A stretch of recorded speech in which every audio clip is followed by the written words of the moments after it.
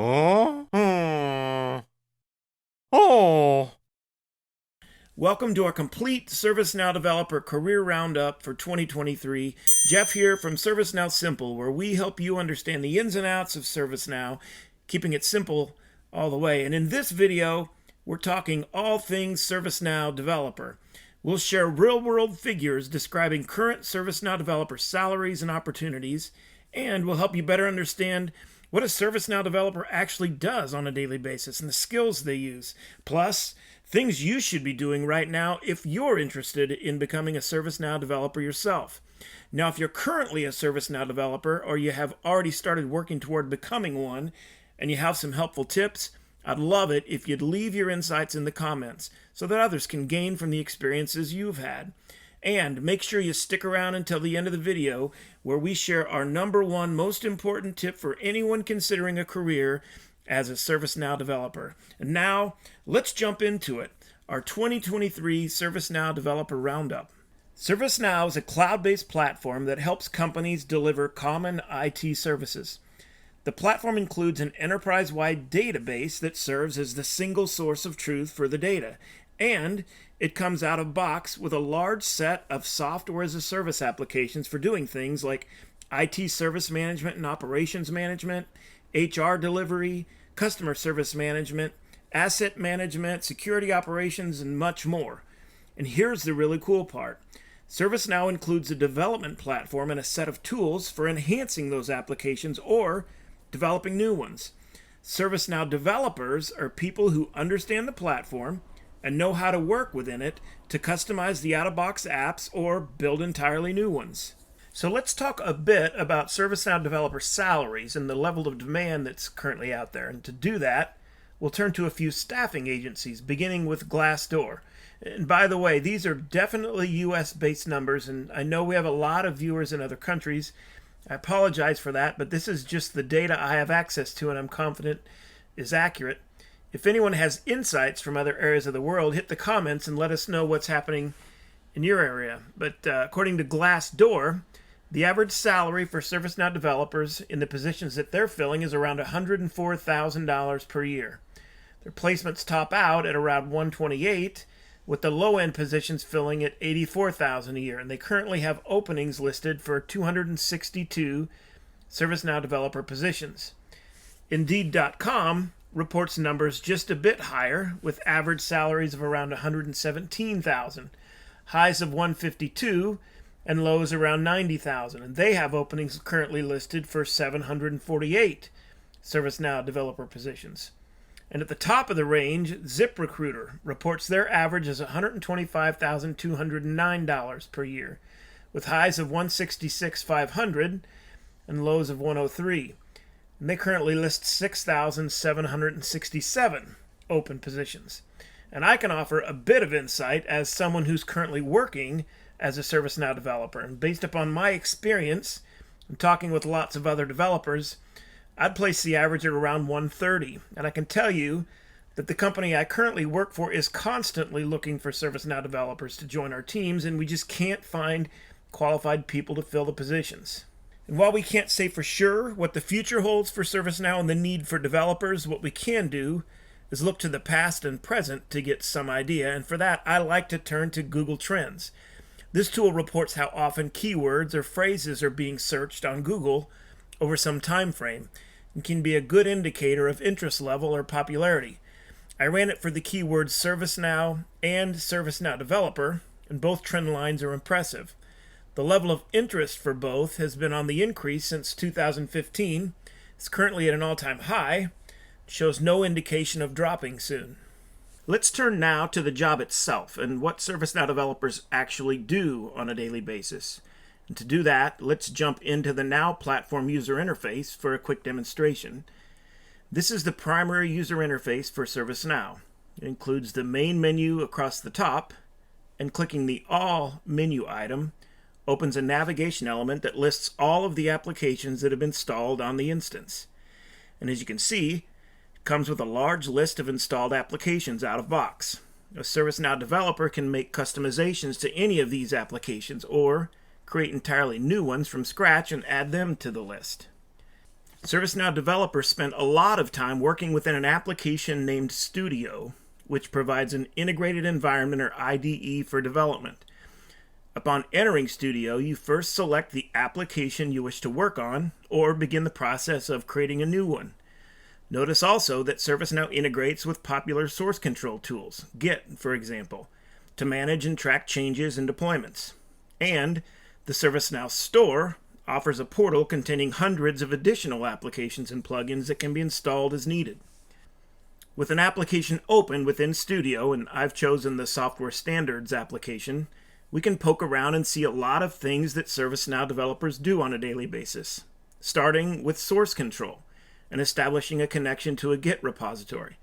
Then, as we make changes and write code, publishing those changes to branches and committing and managing conflicts. The left navigation provides access to all of the files that exist within the application, organized by file type.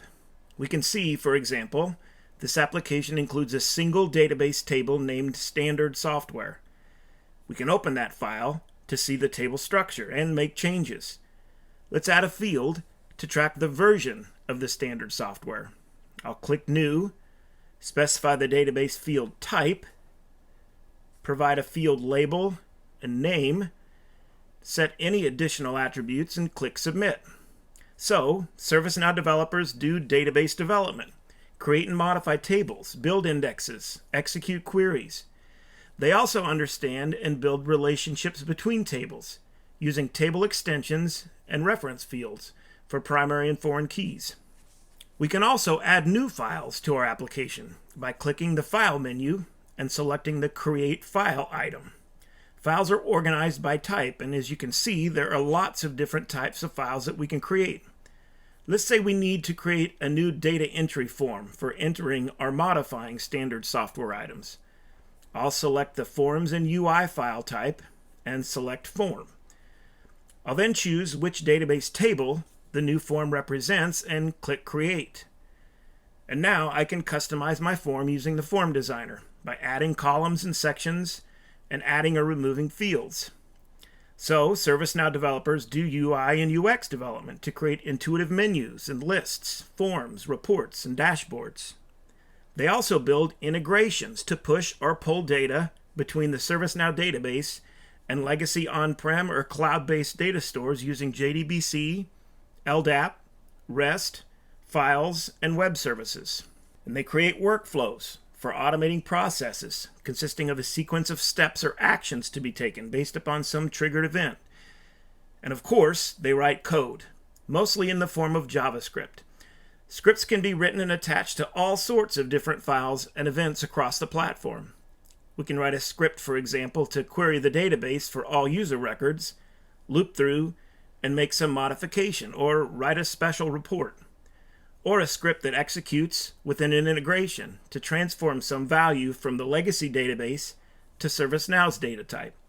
Or a script to execute data validation each time a record is inserted into a certain table.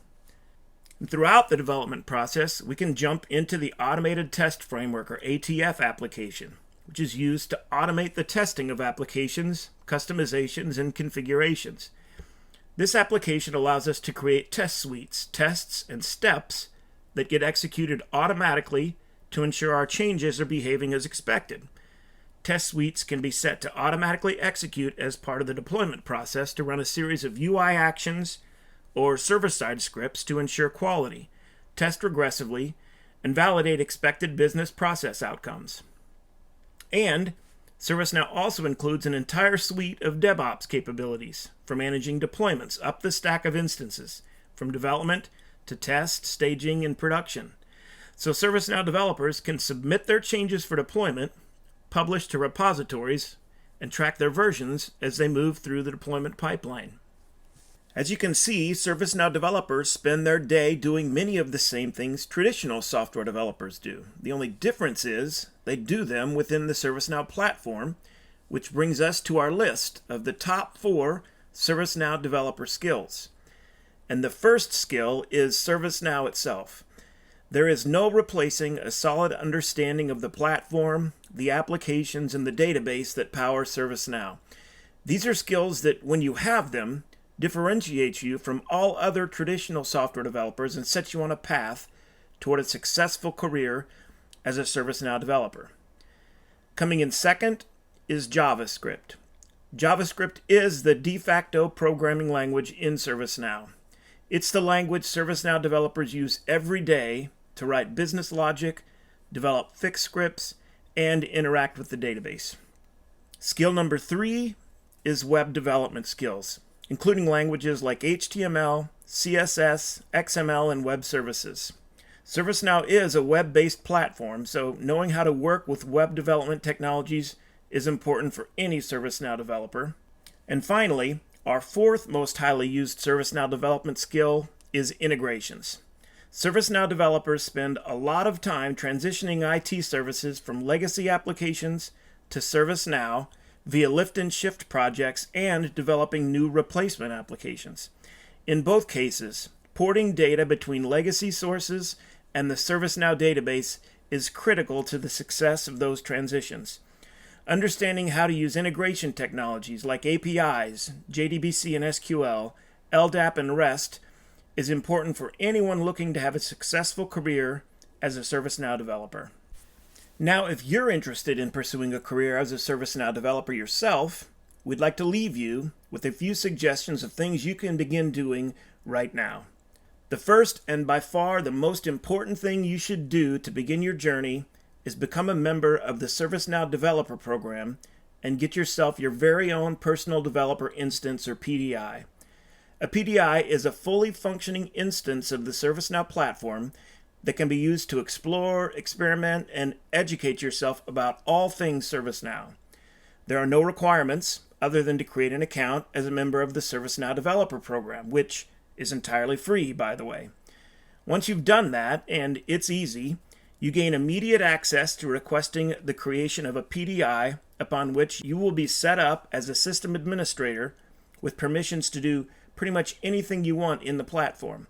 We'll provide a link to the ServiceNow Developer Portal in the description of this video, along with a link to another video we've created that walks you through the process of requesting and setting up your PDI. Our second recommendation is to begin working toward becoming a ServiceNow Certified System Administrator, or CSA. The CSA certification is the prerequisite to all other ServiceNow certifications, as it demonstrates a solid and broad understanding of the ServiceNow platform as a whole. The best training to prepare for that certification is the ServiceNow FUNdamentals course, and I'll also provide a link to that in the description. I've been through the course and have published a series of videos that walk through the key takeaways of each module, so make sure you visit the channel. And finally, we recommend utilizing YouTube as a learning resource. An impressive community of YouTube creators on the topic of ServiceNow has organically popped up, covering all sorts of different topics and skills. Of course, we're partial to our channel, ServiceNow Simple, but we're also happy to recommend other channels, including the ServiceNow channel, SaaS with ServiceNow, and the ServiceNow Community channel. And that does it for our ServiceNow Developer Roundup for 2023. If you've enjoyed this video and found it helpful, we'd love it if you'd consider subscribing to the channel. Also, we'd love your feedback. Let us know your thoughts on being or becoming a ServiceNow developer, or if you have any questions, just hit us up in the comments. Thanks for watching, and we'll see you in the next one. Oh.